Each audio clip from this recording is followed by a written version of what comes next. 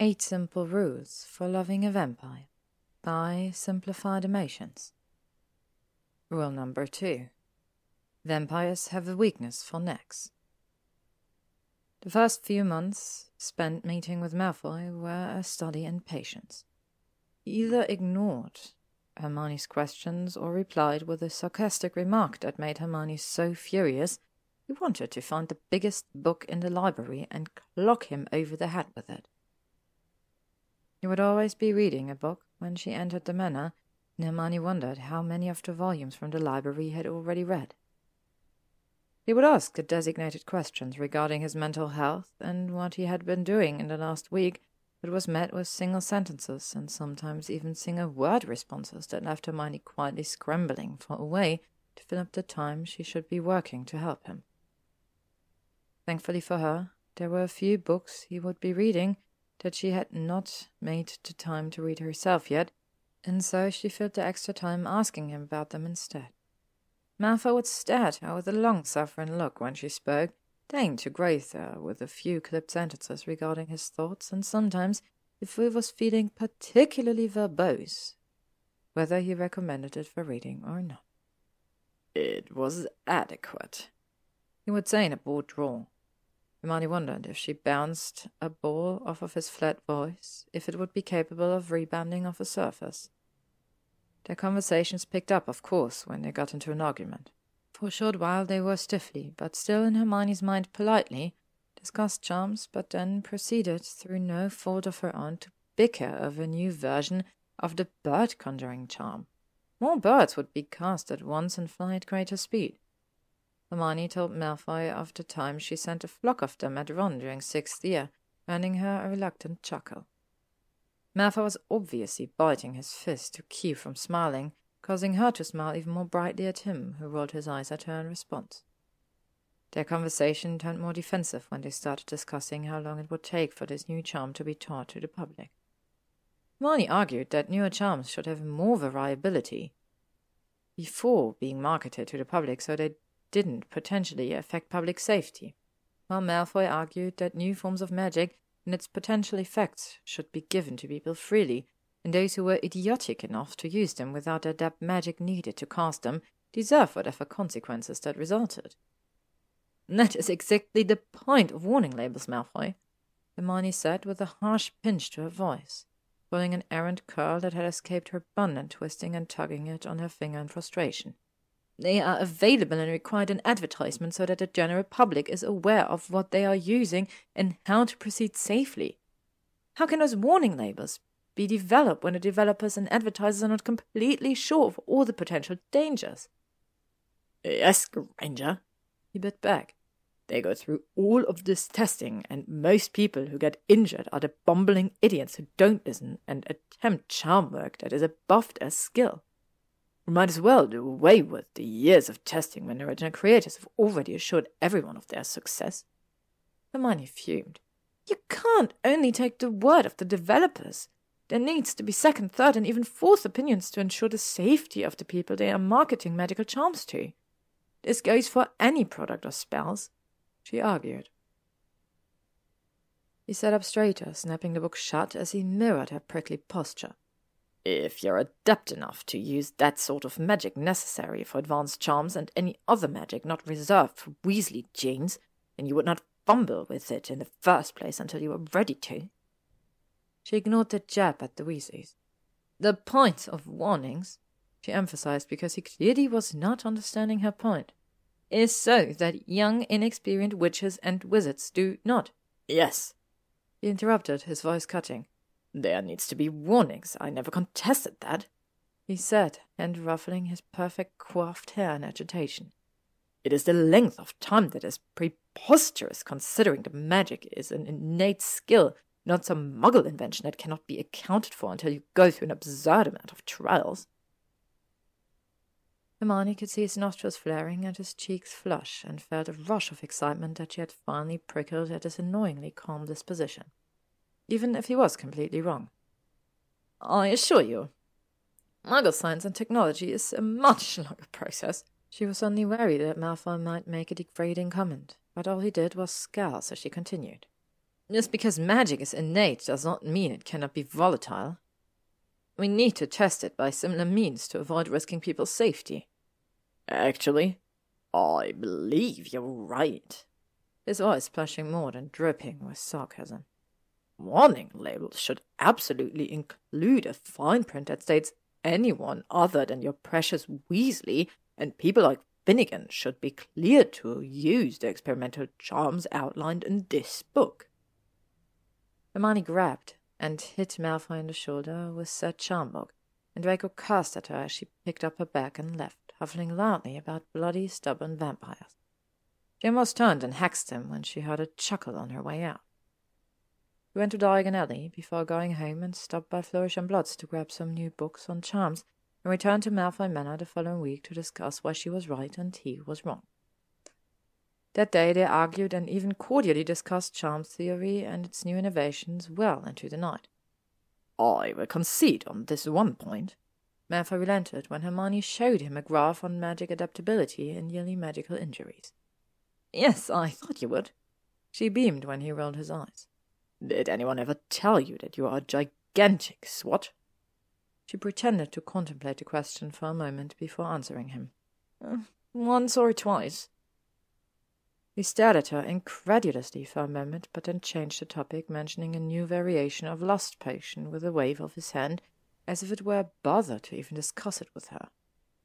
They were discussing the dubious nature of lust potion when Wimley appeared with a mug of hot chocolate and thrust it, without warning, into the hand of Malfoy, who had been animatedly waving around as he argued with her.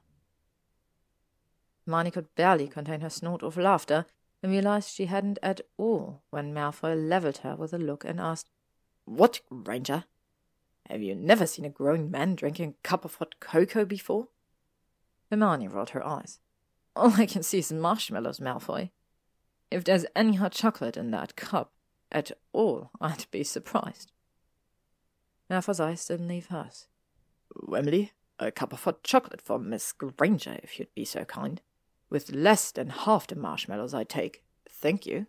She obviously doesn't appreciate their flavor." A cup appeared on the table beside her, and Hermione lifted it gently. "Thank you, Wimley," she said, taking a small sip from the rim of the hot cup. "There's no need to be dramatic, Malfoy. My parents are dentists. There's no way I could, in good conscience, allow myself so much sugar without feeling the need to go home and scrub my teeth raw." "Well, I'm sorry, Granger." "Sorry?" "Then you're wrong. There's nothing wrong with the amount of marshmallows in my cup. In fact—" His lips was curling up, and Hermione felt her own lips lift in amusement. "This is the only good way to drink it." "Really, Malfoy?" "Really, Granger?" he insisted. Hermione smiled to herself as she drank the way too sugary cup of cocoa in the knowledge that maybe Malfoy was finally starting to enjoy her presence, even if it was begrudgingly. "Harry told me you've picked up a stray blonde with a biting attitude," came a teasing voice. Hermione rolled her eyes as she took a last bite of her eggs. "Ha ha, you're so funny, Ginny." Ginny hummed. "Weasley genes. Although something went wrong when Mum had Percy." Hermione snorted. "I have to go to work. Thanks for breakfast." "Come any time, I mean it. Harry says you're never in the canteen anymore." "Harry and Ron spend too much time down there, is all," Hermione replied, shaking her head. Ginny stared at her challengingly, the famous brown earring that was scariest when it came from the youngest Weasley. "I will eat more, I promise. I'm just tired," Hermione promised. "I think that's what food helps with, the thing called energy," Ginny quipped. "Is this how annoying I was at Hogwarts?" Hermione sighed, picking up her bag and heading towards the fireplace. "I like to think the term you would use is carrying." Hermione rolled her eyes and turned to say goodbye, and Ginny shoved a paper bag to her chest. "Eat more, Miss Granger, or I will be cross with you. You can't work all day and not get any food in." She laughed and took the warm bag. "Yes, Miss Potter." She relented. "Now I must be off before my supervisor gives me another case for the sake of it." "He's just upset because he knows you're up for the promotion over him." Hermione smiled, saying her goodbyes and flew into work. "Hermione," came a voice from her partially opened office door. Hermione looked up from the mountain of paperwork. "Hello, Dean," she said. "Tea?" She offered the seat opposite her desk as he walked inside. He nodded warmly, smiling at her. "Do you have any peppermint left?" "Afraid not. Ron drank the last of it, and I've yet to restock. Is black with honey all right?" He took the proffered seed. "Better than what the ministry provides, so yes, please." She snorted as she poured tea into 2 teacups from the kettle she charmed to always stay hot and refill the water when it was low. "Is this a friendly visit or a professional one?" "I'm always happy to visit the brightest witch of our age." Hermione rolled her eyes. "But I do also need your progress report for Malfoy." Hermione furrowed her brows. "Did you not receive it yesterday? I expressly told Emily at reception to send it over because I was running out of the office for an emergency with the Vila case." He shook his head and sipped his tea. "I'm afraid I didn't. Also, I heard about that. So the Vila and the wizard are actually in love after all?" Hermione sighed, frustrated that she couldn't trust another person with even the simplest of tasks. "I gave it to Emily, who is forgetful as Harry is, although her distractions are more of the wealthy male variety than female gingers." She rummaged around in the desk, grabbing her copy of the report on Malfoy and duplicating it before handing the new copy to Dean. "Here is another copy. I'll make sure it's delivered on time from now on. Also, yes, if you must know, the Vila and the wizard Mr. Rochester are happily engaged now." Dean laughed, his dark brown eyes swimming with mirth. "Don't apologize. It's only a day, and the only reason my superior are even asking for a report is that they don't like that Malfoy only got off with a small charge and are just looking for any potential bad behavior to charge him with. Also, why did you get called out for what is supposed to be a happy occasion?" Hermione kept quiet about her irritation with the DMLE and their obvious bias against Malfoy because Dean didn't seem to share their thoughts and therefore didn't deserve her ire. "Because Mr. Rochester proposed to the Vila, and if we must add context to the story, her name is Jean. At a Muggle park he used to go to as a child, and she, so overcome with emotion, unveiled her wings to about 50 Muggles." Dean laughed into his cup, some of it dripping down his chin as he tried to contain himself. "Blimey, that must have been fun to sort out." Hermione playfully glared at him. "You laugh, but I had to obliviate the Muggles because there were not enough people available who were dubbed with memory charms." Hermione took a contemplative sip. "I have an advanced level of experience with them, so I offered." Dean's expression faltered, and Hermione quickly smiled, waving her free hand dismissively. "Anyway, it took me hours. I'm sure Monday's Prophet will have a great headline." Dean smiled again, although she could see a hint of pity in his eyes that she frankly did not want. She glanced around the room, clenching her hands around her tea as she fought to control her breathing. "Hermione?" She looked up, feeling light-headed. "Sorry, did you say anything?" "How's it going with Malfoy?" Grateful for the topic change, even if it was Malfoy, Hermione swallowed despite the heaviness in her throat before responding. "He is just as arrogant as he was at Hogwarts," she said, thankful that her voice sounded clear. Dean laughed. "Unsurprising. Is he dangerous?" "Moodier than anything. Took me weeks to get more than a clipped sentence out of him." "Maybe death has made him more pensive." "Dean," she admonished. He grimaced. "Sorry. All memories of Hogwarts." Hermione put down her cup. "He's actually quite interesting once you get to know him." "He's still a prat," Hermione said when she saw the way Dean raised an eyebrow in worry. "He's just less so than before. He's almost tolerable even when I'm having a good day and his sarcastic remarks don't get me." Dean breathed a laugh. "I guess we all grow up at some point." He finished his cup and set it gently back on the table before rising. "Tell that to our fellow Gryffindors when you're all together at the Leaky on Fridays," she teased. Dean smiled fondly at her as he picked up Malfoy's report. "You should join us sometime, Hermione. When's the last time you escaped your office?" "Right about now, actually," she said, standing up as she looked at the clock. "I have to go to the manor and visit Malfoy." "How unfortunate." She grinned at him. "How about a rain check?" "Always." He smiled fondly in return, ruffling her hair as she passed him. She swatted him in the shoulder as she went to grab her coat and bag. "Might want to bring an umbrella. It's pouring out there." They exited her office and were about to part ways as Dean said he had other business in her department. It should be fine, she said hurriedly. The weather is supposed to be calming down a bit. We live in England, Hermione, Dean hollered at her as she hurried to the floor. I'll be fine.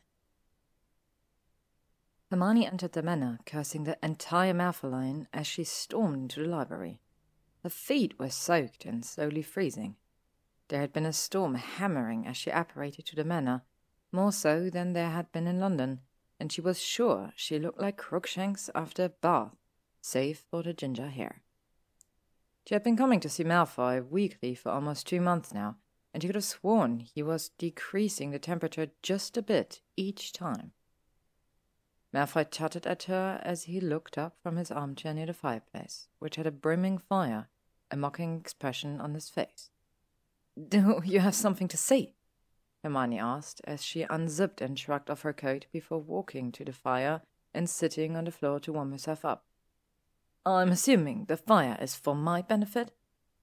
He nodded. "You have magic." "An astute observation, Malfoy." "I thought I'd make it, considering you've never seemed to have heard of a drying charm." Hermione forced a smile.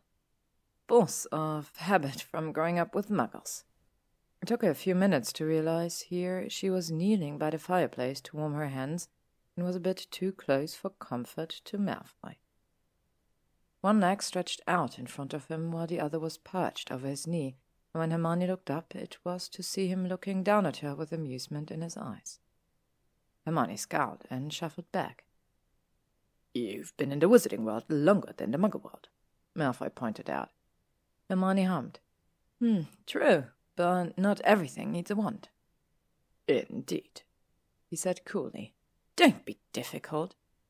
"I warmed up the manor," he said, seeming to note that she wasn't in the mood for a sarcastic jab. "Could have fooled me," Hermione sniped through chattering teeth.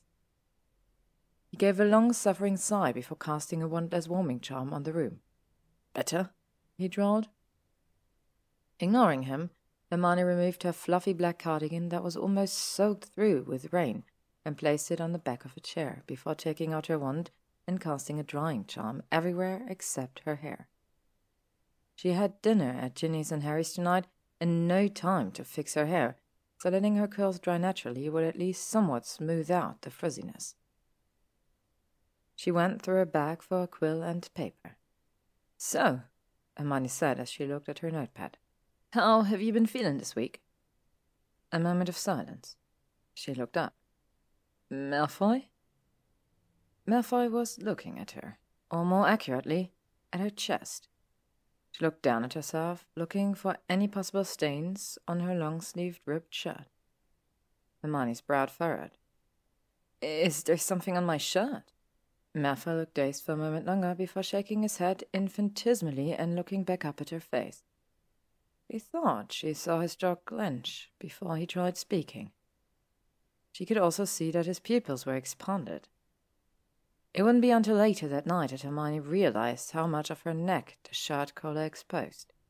The tendons stretched open for the predator to sink their teeth into the delicate flesh, blood pumping as it left the deep, pointed puncture wounds. "You're complaining about being cold. You're wearing that?" he asked. She narrowed her eyes. "The manor is colder here than it is outside, actually, and most places keep consisting warming charms at least," she said. He regarded her for a moment. "I don't have that much need for warmth these days, or the company." "Well, I'm here now, so I would appreciate if you could make it warmer when you know I'm going to be here." She shifted. "Please." He relented. "Since you asked so nicely." Hermione's lip twitched. "How have you been doing this week?" she asked again. She could feel him moving around her, quiet like smoke. "I sat in more places this week while I read." She snorted and looked up at him. "What did you read?" "Are we starting a book club? I think we need a few more members," he said. "I'm already in a book club, I'm afraid."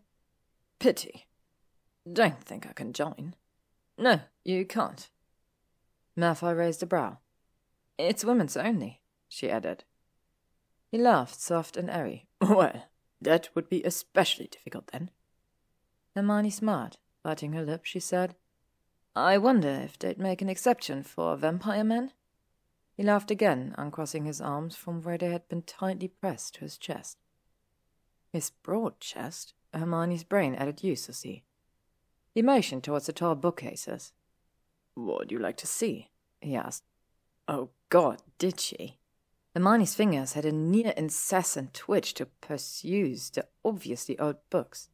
She knew that the manor had some extraordinarily rare books and scrolls from the Ministry's post-war investigations for remnants of dark magic, which she could easily immerse herself in.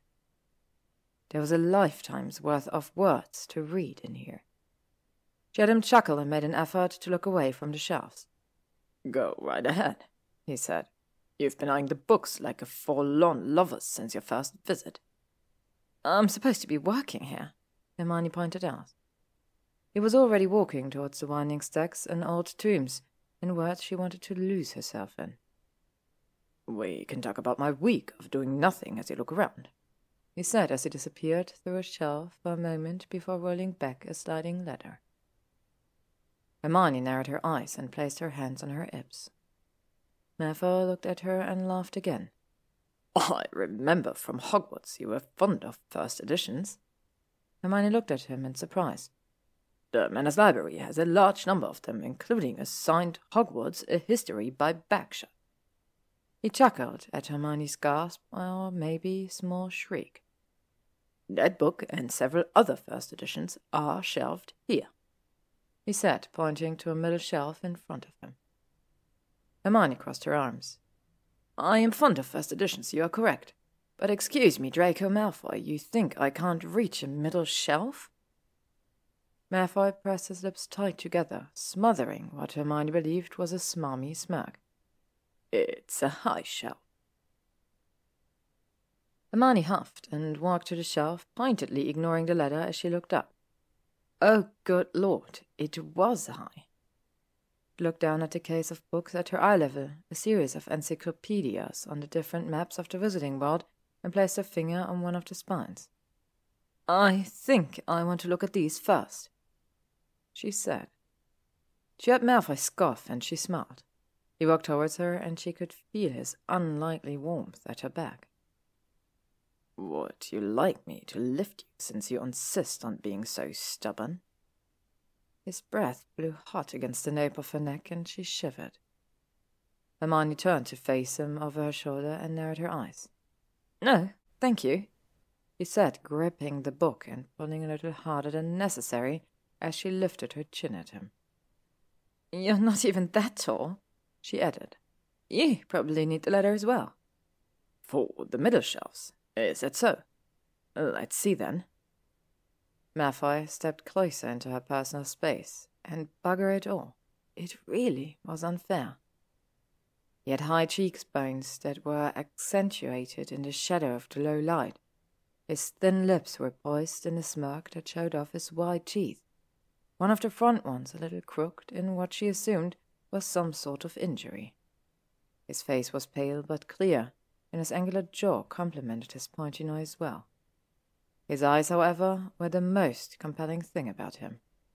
She remembered them being grey when they were younger, but now they looked like shattered starlight, startling silver as his amused gaze flickered across her face. She flushed, looking down at his chest, so she would stop staring at him. My face is up here, Granger, he said coyly. Hermione looked up at him and pursed her mouth. It's a shame to have to look at it. He smiled. Oh. He stepped closer, and Hermione took a step back, but seeing as she was already next to the bookshelf, she ended up with her back pressed to it, a large book digging into her spine. Malfoy put two hands on either side of her head, staring down at her. Is there something else that you would give more of an appreciative look to? His eyes slowly dragged the length of her as he spoke. Hermione flushed. No, she said, but refused to look away. Why was he acting like this? Hermione couldn't tell if she should be wary or intrigued by this very sudden development that had ended with their bodies barely a breath's width apart. Malfoy reached a hand up and placed it on her throat, his thumb resting on her fluttering paw. She didn't swat it away because she found that she stopped breathing altogether and had no capacity for brain function. All of the blood seemed to be pooling elsewhere, and she was left feeling lightheaded, incapable of making executive decisions.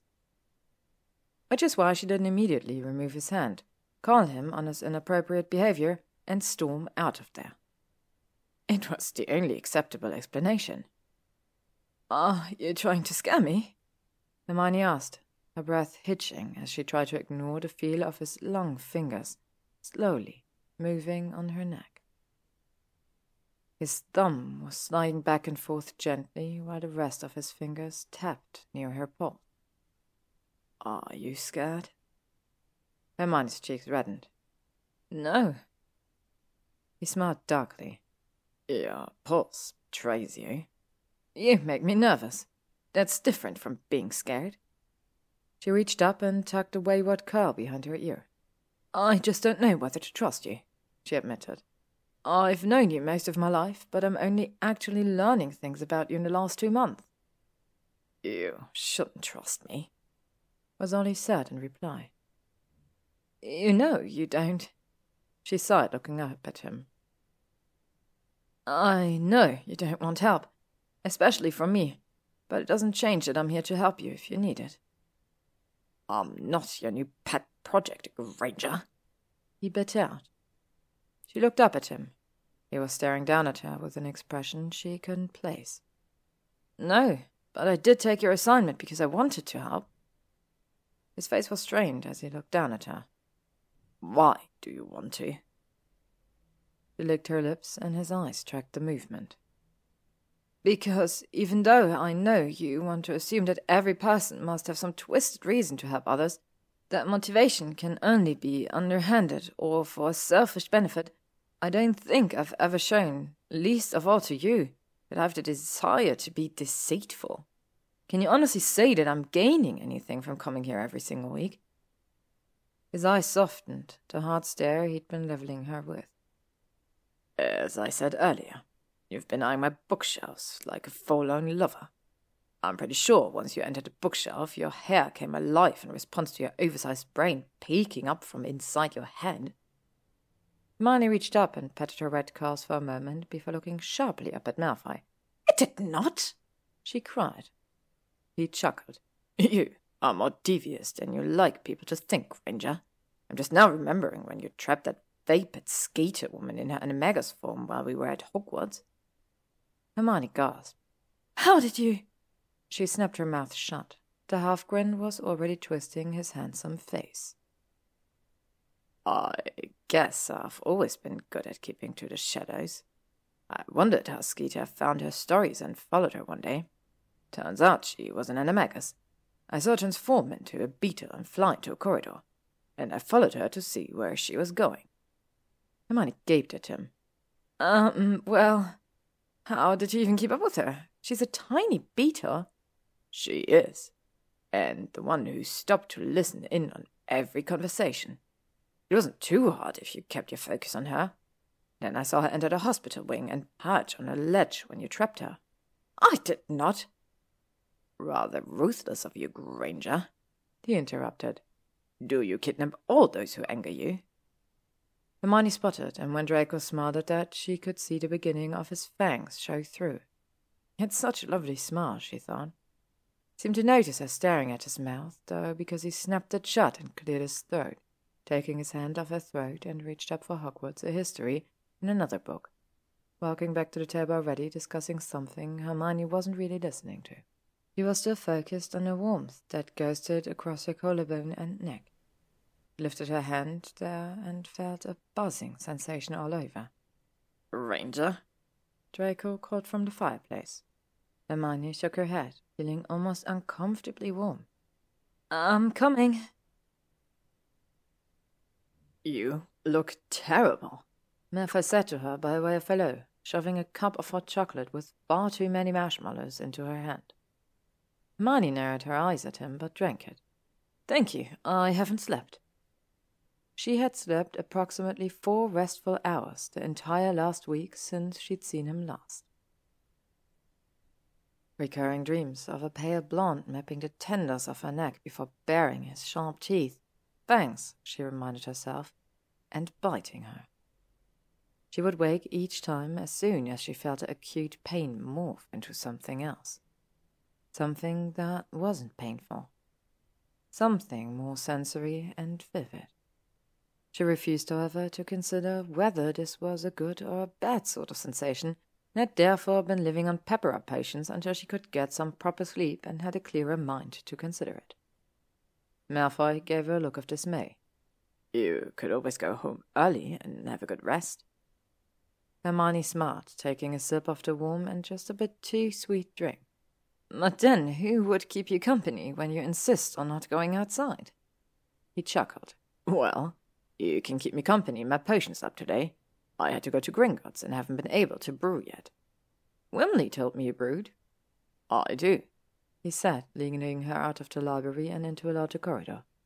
"Professor Snape left me all of his notebooks, and he had several experimental potions ideas that he never got around to attempting. I'm bored enough and have the time to try it in his stead." "You still call him Professor?" Malfoy shrugged. "He was still my professor before he died. It feels odd to consider someone's name in present terms when they aren't here to live it." Hermione thought of all the people who died during the war, of how she still referred to Remus Lupin as her professor when she and Harry visited young Teddy and Andromeda. "I suppose I think that way too," she said softly. He nodded, and that moment of shared humanity felt like another wall between them fading, evaporating gently with just the smallest push.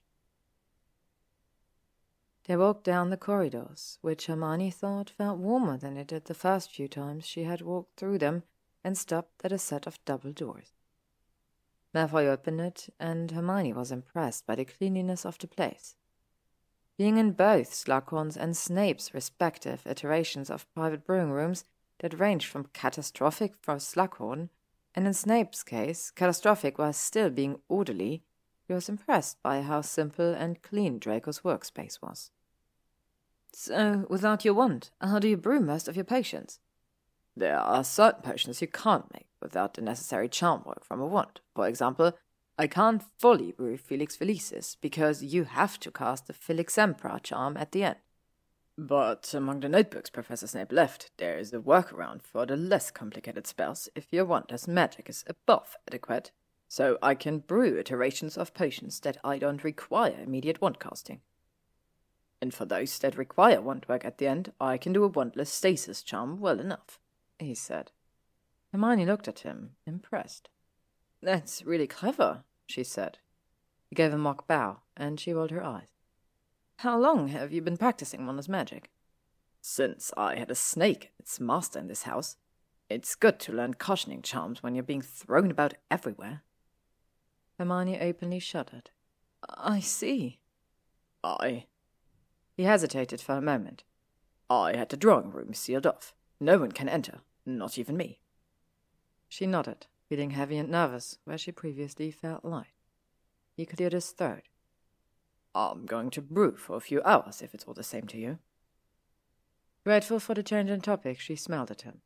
He froze for a moment, his expression flickering as he looked at her before nodding and moving to the work table.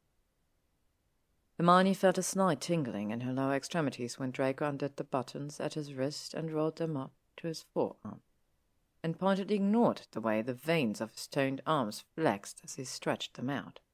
She plucked the potions book from Draco's shelf and sat on the tabletop while he set up his brewing station. He huffed about her not asking if she could take the book, and she ignored him. As Draco lit the fire, Hermione felt a slight warmth around her hips. "You're too close to the fire," he snapped, and before she could move, Draco put 2 hands around Hermione's outer thighs and slid her farther to the side of the long steel table. She looked up into his eyes. "I could have moved," Hermione said, flushing at how close he was. "I know," was all he said after several moments. If he knew, then why were his hands still resting in the suddenly burning part of her jeans? Hermione wondered. It was not due to the fire, but because of Draco's large, warm hands that were sending tingles over her skin.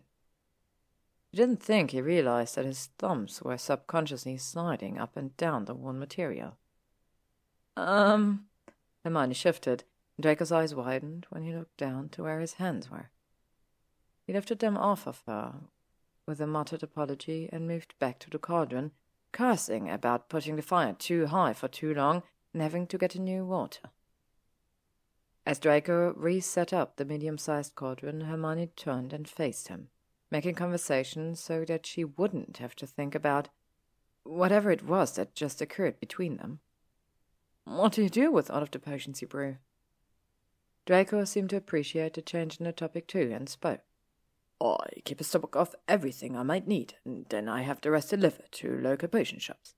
The apothecary in Diagon Alley prefers their homebrew, but I have other buyers from generic brand pharmaceuticals. I also have an invoice from Pomfrey to stock her more expensive potions. She and the local potion shop. I don't charge." "You give some of your stock away for free?" Hermione said. He couldn't hide her surprise. "Don't misconstrue my intentions, please, Granger," he said as he dropped 3 cut-up pufferfish into what looked like a brew of skilligrew potion. "I don't need the galleons for selling it to people who can barely rub 2 sickles together," he explained. "The pharmaceutical industry, however, is large and profitable, and so I have someone from Malfoy Investments come to pick up crates every week to deliver them to said companies." "I would never consider your obviously good intentions as good. No, never," she said sarcastically. Malfoy glared at her as he took a glass stirring rod and turned his wrist counterclockwise in the steaming cauldron. Hermione smiled brightly at him as she returned her attention to the book in her hand, turning a page. She looked up again when she felt his stare on her. "Yes?" He narrowed his eyes. "What?" "You're distracting." "Thank you?" He grunted. "I can't concentrate." "Would you like a partner? I have known patience in a couple of years, but I imagine I'm still a fair brewer." "I prefer working alone," he said flatly. She huffed. "Then I guess you must endure what I'm told is my rather companionable presence." He chuckled. "Who tells you that, Granger? Weasley?" She smiled softly. "Not anymore, no. Ron's engaged to be married." "Is that good or bad?" he asked. "It's fantastic. Ron deserves someone who will make him happy." "And you wouldn't do that?" "No, and I imagine the same could be said for him. Plus, I've been told I can be a bit much for people, so it's probably the best that I'm alone." He snorted. "I wager people who believe that people are too much, as you say, are just so full of whatever shite they load themselves with that they can't even consider how important those who give so much of themselves are," he said. Hermione's eyes widened. She felt a whirl of... she didn't know what to call it. It was gratitude for Draco's words, but it fell into a mixture of nausea and guilt, a dark place in her mind she could not consider. A place where she felt resentment for the people she called her friends, but which she did not, could not, and would not contemplate at present. He looked up at her again as he set a timer for the potion to simmer. She stared back at him. His eyes had such varying shades of grey. At the moment they gleamed somewhat dark, like ash, as he studied her. "I just have to place a charm too." He looked crestfallen for a moment before he straightened his features into blank placidity. He gave her a bitter smile. "It hasn't been long enough, I suppose. I still instinctively reach for it." It being his wand. Hermione pulled hers out of her sleeve and jumped off the table. "If you won't allow me to brew with you, then I can be your charms partner. I got an O on my notes, and therefore you are not allowed to say no to me helping," she stated. He raised a brow, his mouth twitching in a half-smile, but he didn't stop her as she went to stand beside him and cast the necessary spells for the potion. There was a sharp, astringent scent that tickled Hermione's nose but barely affected Draco, paired with a sickly sweet aroma wafting in the air, signifying a perfect brew. She looked up at him, beaming. "You're decent at charms, Granger. I'll give you that." She swatted him on the arm, and he grumbled, calling her violent as he rubbed her supposed injury. He was going to overturn the wand ban on vampires, she decided, as he looked back down at her, moving his face slightly to the side so Hermione couldn't see his smile. She saw it anyway. To be continued.